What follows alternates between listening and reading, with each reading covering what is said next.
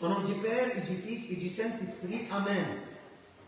Le cinquième dimanche de Carême, l'Église nous présente un exemple vivant et fort de repentance en la personne de Sainte Marie l'Égyptienne. Voici l'icône. Cette femme qui vivait dans les profondeurs du péché est devenue, par la grâce de Dieu, un modèle de pureté et de sainteté. C'est comme si l'Église nous disait, avant d'entrer dans la grande semaine, il ne suffit pas de jeûner, mais nos cœurs doivent se transformer par une véritable repentance. La repentance n'est pas impossible. La vie de Sainte Marie l'Égyptienne nous montre qu'aucun péché n'est plus fort que la miséricorde de Dieu.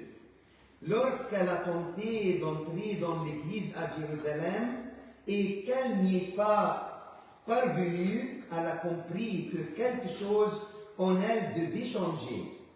Ce moment a marqué le début de sa transformation. La repentance commence lorsque je me confronte à moi-même avec sincérité et que je cesse de justifier mes fautes.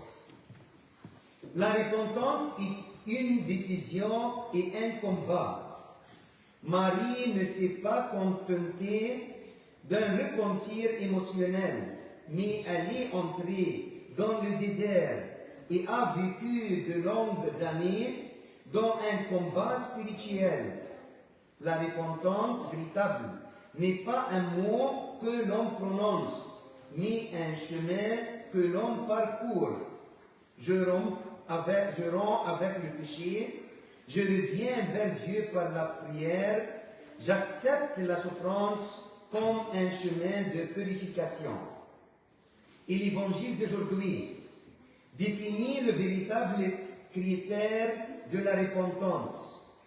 Nous voyons les disciples penser à la gloire et aux positions d'autorité, tandis que Jésus-Christ parle de ses souffrances et de sa mort.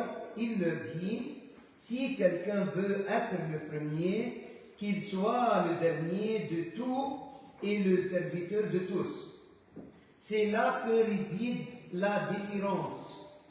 Le monde recherche la gloire, mais le Christ nous appelle à l'humilité et au service. La véritable repentance signifie changer ma façon de penser. Au lieu de me chercher moi-même, je sers les autres. Au lieu de l'orgueil, je choisis l'humilité.